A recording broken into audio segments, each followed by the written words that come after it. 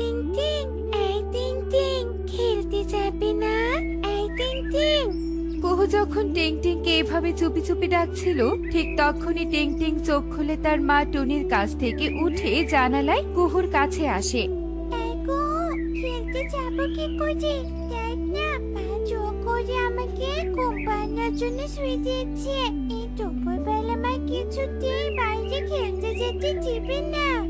এই, তোর মা তো ঘুমিয়েছে। আয় আয়, দরজা দিয়ে বেরিয়ে আয়, আমরা অনেক মজা করে খেলবো।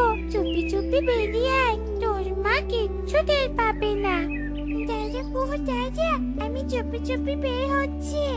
এই বলে কুহুর কথা শুনে টিং টিং চুপি চুপি দরজা দিয়ে বেরিয়ে কুহুর সাথে বাহিরে খেলতে আসে। আহা কি আনন্দ আকাশে বাতাসে, আহা কি আনন্দ আকাশে বাতাসে। এই টিং টিং, দেখ দেখ কি সুন্দর নরম নরম মেঘখণ্ড। চল চল কুহু, এই মেঘখণ্ড থেকে মেঘগুলো নিয়ে বল বানিয়ে বল ছুড়াছুড়ি খেলি, অনেক মজা হবে। হ্যাঁ হ্যাঁ, খুব মজা হবে, খুব মজা হবে, হুররে। এই বলে দুই ছোট্ট ছানা কুহু আর টিং টিং সেই মেঘখণ্ড থেকে মেঘ নিয়ে বল ছুড়াছুড়ি করে খেলতে থাকে। ঠিক সেই সময় সেখানে মেঘরাজা এসে উপস্থিত হয়। এই ছানারা, তোমরা কি করছো? মেঘখণ্ড থেকে মেঘ চুরি করছো কেন? তোমরা জানো না, মেঘখণ্ড থেকে মেঘ ছিঁড়লে সেই ছেঁড়া মেঘ থেকে অনবরত বৃষ্টি পড়তে থাকবে, আর সেই বৃষ্টির জন্য বনে সমস্যার সৃষ্টি হবে। কারণ বনে এখন বৃষ্টির কোনো দরকার নেই। না, আমরা এই মেঘ ছিঁড়ে বল বানিয়ে খেলবো। তুমি মানা করার কে বলো তো?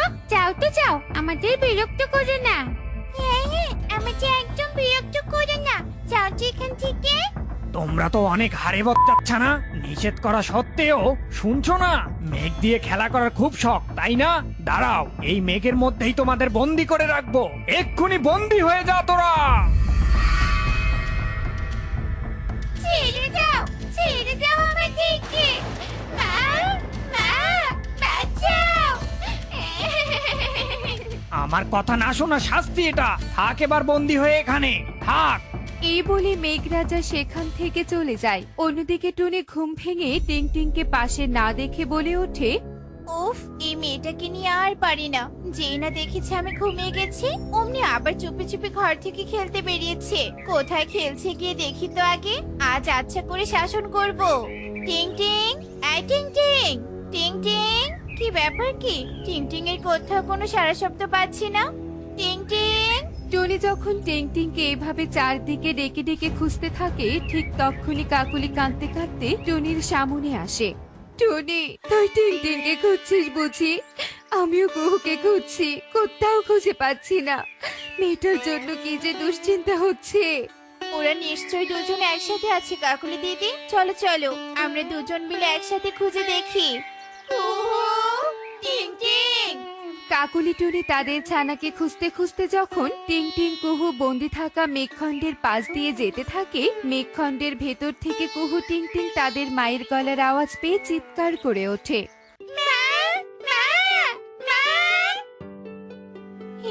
কি কুহু টিং টিং, তোরা মেঘখণ্ডের ভিতরে কেন ঢুকেছিস? তোদের কত খুঁজছি আমরা। বেরিয়ে আয়, মেঘখণ্ড থেকে বেরিয়ে আয় বলছে। মা, মা, আমরা বের হতে পারবো না মা। মেঘরাজা আমাদেরকে এখানে বন্দি করে রেখেছে। মা, ও মা, এইভাবে বন্দি থাকতে আমাদের খুব কষ্ট হচ্ছে মা।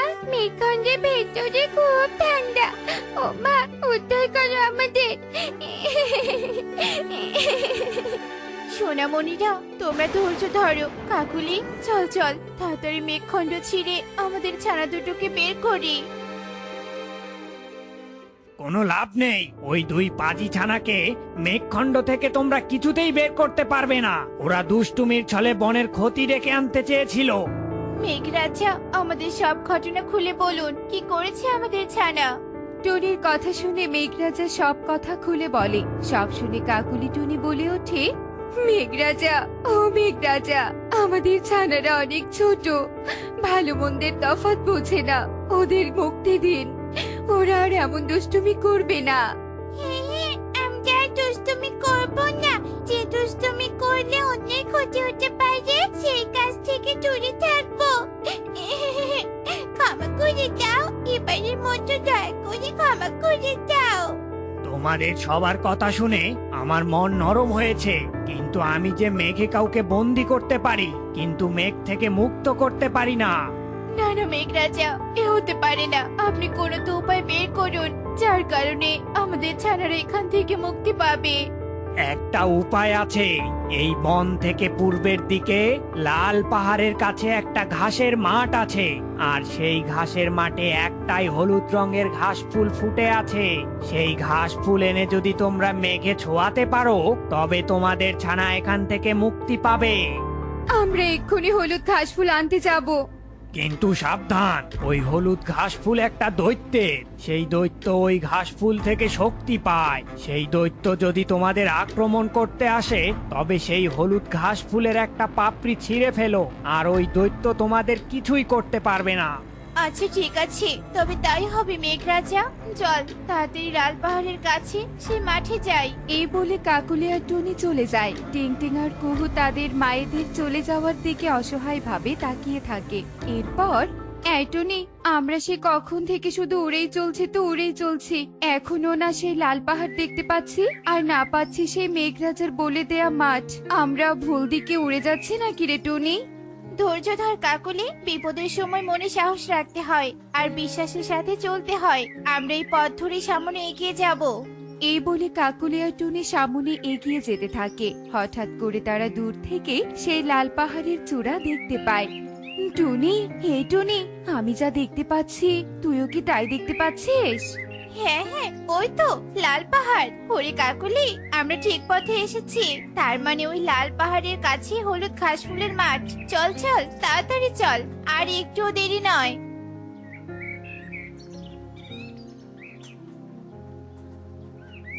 যাক, মাঠে এসে পৌঁছালাম বাবা।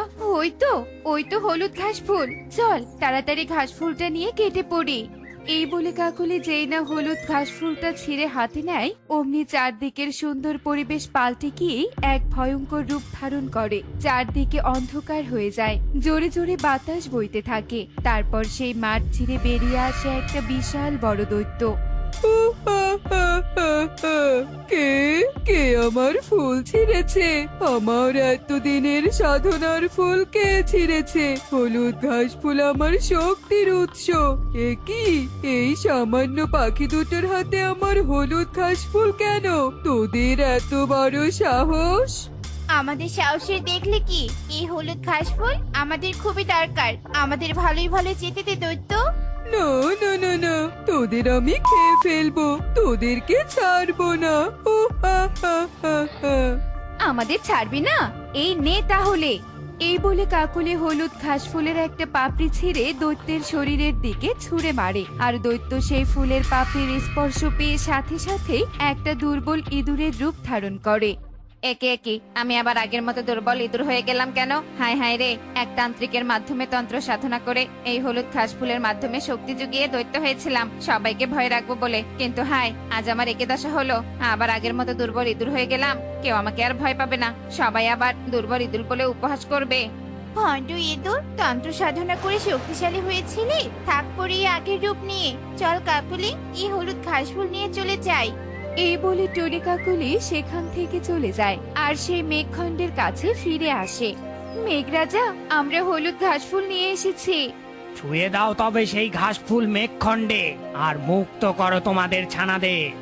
মেঘরাজের এই কথা শুনে টুনি হলুদ ঘাস ফুল মেঘখণ্ডে ছুঁয়ে দেয়, আর সঙ্গে সঙ্গে মেঘখণ্ড থেকে টিং টিং কুহু বেরিয়ে আসে। আমরা মুক্তি পেয়েছি, মুক্তি পেয়েছি। তোমরা আর কোনোদিন এমন দুষ্টুমি করো না, যার কারণে তোমাদের শাস্তি পেতে হয়। না না মেঘরাজা, আর কোনোদিন এমন কোনো কাজ করব না। টুনি, কাকলি, তোমরা এবার তোমাদের ছানাদের নিয়ে চলে যাও।